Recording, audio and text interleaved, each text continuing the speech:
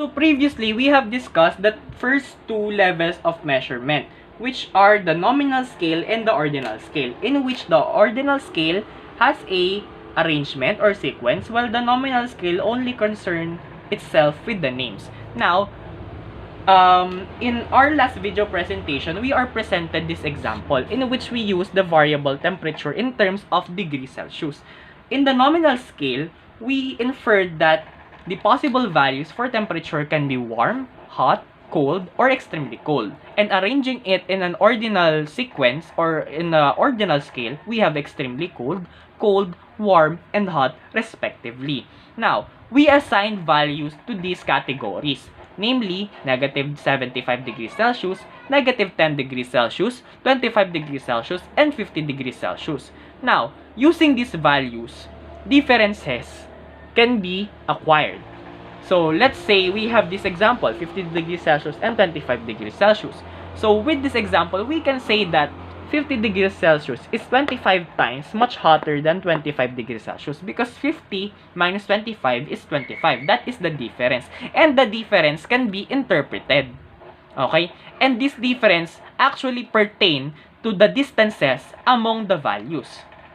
Okay, we have here another example. We have 75 degrees Celsius and 50 degrees Celsius. Now, we can say that 50 degrees Celsius is 25 times less hotter than 75 degrees Celsius because 75 degrees Celsius is 25 times much hotter than 50 degrees Celsius because the distances in between has the difference of 25 degrees Celsius. Now, when we try to interpret these differences, okay, that would be the time that the ordinal scale can be classified as the interval scale. Now, the interval scale, okay, has the following characteristics. So, meaning to say, in the interval scale, using this example, it has this following characteristic. So, the first characteristic of the interval scale is that the differences can be measured. The differences and distances can be measured.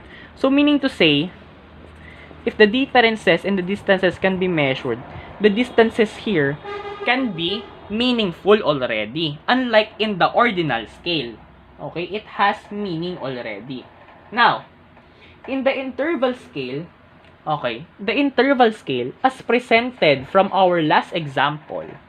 So, from our example here, it possesses the properties of both the nominal and ordinal scale because it uses descriptive ratings arranged in a logical sequence. Okay? So, meaning to say, the second characteristic would be it has the property of both nominal and ordinal scale. Okay? So, that would be the second characteristic of the interval scale. Now, okay, let us have this example again, once more. So, let's say we have here, we go back to the example here. Okay, can we say that using these values, can we measure the mean? Using these values, can we measure the mean? Of course, we can. So, we can add these values. We have negative 75 plus negative 10 plus 25 plus 50. Then, all over 4. So, we can get the average value. So, meaning to say, we can measure the mean. Next, can we measure the median? So, in this sequence, okay, it has a logical order already. And in getting the median, we get the middlemost value. Now, in this case scenario, okay, the median will be 2. Negative 10 and 25 degrees because they are the two values in the middle. So, we can have negative 10 plus 25 divided by 2. And that would be our median. So, meaning to say, we can measure the median. Next, can we measure the mode? for interval scale. Okay, let's say we have several places in which we identified its level of temperature. So let's say we have places that are extremely cold. So we have 2 places that are extremely cold. We have 5 places that are cold. We have 10 places that are warm. And we have one place that is hot. So from this example, we can interpret that the warm has the highest frequency. So we can identify the mode. So meaning to say, in interval scale, okay, it can measure all, it can be, let's say, it can measure all the measures of central tendency. So it can measure, okay, it can measure mean, median, and mode. Meaning to say, it can be calculated. Why? Why can it be calculated? It can be calculated because it makes use of numerical values. And since it makes use of numerical values, meaning to say, it uses what? It uses quantitative variables. Okay. It uses quantitative variables. That would be another characteristic. Next, using this example once more, can we say that the values present has units? Of course, there is. Okay? They use units. And we also have different digits. So in this case scenario, we only have precise digits. And we measured it by means of an instrument of thermometer. Because we measure temperature. We cannot measure temperature through counting. So meaning to say, the interval scale makes use of continuous variables. Okay? It uses continuous variables. So interval scale can fall under the continuous variable category. Okay? Next. Okay? In this case scenario,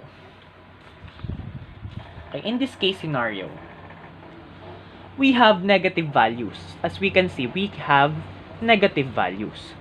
So, if we have negative values, can we say that the interval scale makes use of 0 as its starting point? Okay? Starting point. So, if we use negative values, is it less than or more than 0? Obviously, it is less than 0. Meaning to say, 0 is not the starting point of interval scale. So, that is another characteristic of an interval scale. 0 is not the starting point. Okay? It can have negative values. Interval scale can have negative values. Now, interval scale have negative values. So, if interval scale can have negative values, meaning to say, the ratio are meaningless. Okay, the ratio are meaningless. Why? Because 0 is not the starting point. Okay, let us elaborate this once more. There are actually 2 types of zeros. So, we will introduce to you the 2 types of zeros. Okay? So, the first type of zero will be known as the artificial zero. Artificial zero. Then, the second type of zero will be known as the absolute zero. Now, what will be the main difference between the two? So, let us have this. Let us add this. Okay? So, we have the artificial zero and the absolute zero. Now, the artificial zero, okay, indicates presence of something. So meaning to say, the artificial zero, it means that zero is not the starting point. Okay, is not the starting point. Okay? So example, in grades. When a student got a grade of 0, it doesn't mean, okay, it doesn't mean that the student do not gain any learning. Okay? So meaning to say, the 0 here is artificial because the 0 does not signify that the student doesn't have any learning. Okay? Meaning to say, all scores and grades of the student will be known as artificial 0. Because, for example, in an exam or in a quiz, you got a score of 0. But actually, you got that score of 0 because you did not follow instructions. So, can we say that this 0 can indicate a presence of something? Of course, we can indicate that there is still a presence of learning. However, the main reason why the student got that value of 0 is because it did not follow, or they did not follow instructions. But there is still a presence of knowledge. There is still a presence of learning. So that is the main essence of artificial 0. Now, next, we have absolute 0. So absolute 0 indicates absence of something. Okay? So, in a clarification, so we will have this clarification, okay? So, the grades and the scores or average scores, they are artificial 0. But when we are talking about test scores, let's say the student got a test score of 0. This will indicate that there is an absence of correct answers.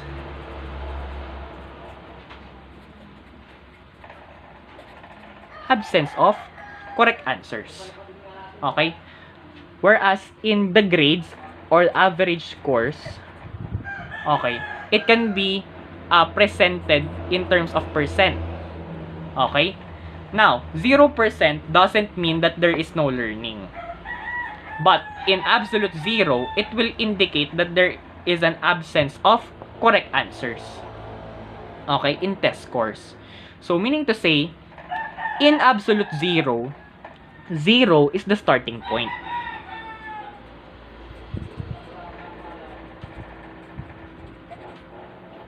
Because 0 in absolute 0 indicates an absence of something. Okay? So let's have other examples. Let's say here in the artificial 0. Okay? Let's say in the artificial 0, we use the variable temperature in terms of degrees Celsius. Okay? Now, we all know that the temperature in terms of degrees Celsius can use negative values. So, meaning to say, 0 degrees Celsius does not indicate an absence of temperature. It still indicates a presence of temperature. Okay? However, in absolute 0, when using temperature in terms of Kelvin, when we say there is 0 Kelvin, there is no temperature at all. So that will be the time it will be classified as absolute 0. Okay? Gets? So if you have any clarifications, you can clarify it, okay, within the uploader of the video. Okay? So meaning to say, the interval scale makes use of artificial 0 because 0 is not the starting point. Okay? So that would be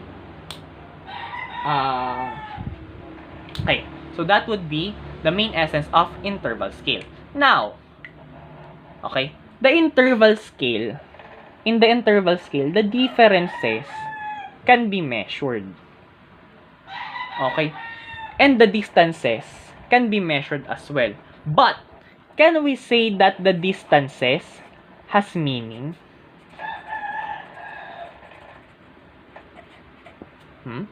Can we say that the distances has meaning? Okay. So let us go back with this example. Okay. Since it uses negative values, negative 75 and negative 10, then the 25 degrees Celsius. Okay. Since 0 is not the starting point, the distances or the intervals, okay, distances or intervals do not mean anything at all. But it can be measured. Okay? We cannot say that negative 75 degrees Celsius is negative 50 degree lower.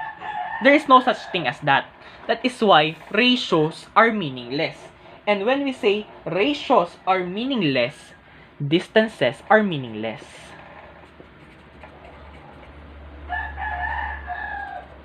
Distances are meaningless. However, we can measure the distance by means of the differences. Okay? And the distances are actually known as the intervals. Okay? So, to reiterate once more, interval scale can measure differences in distances. However, the distances doesn't have any meanings. And the differences can be interpreted.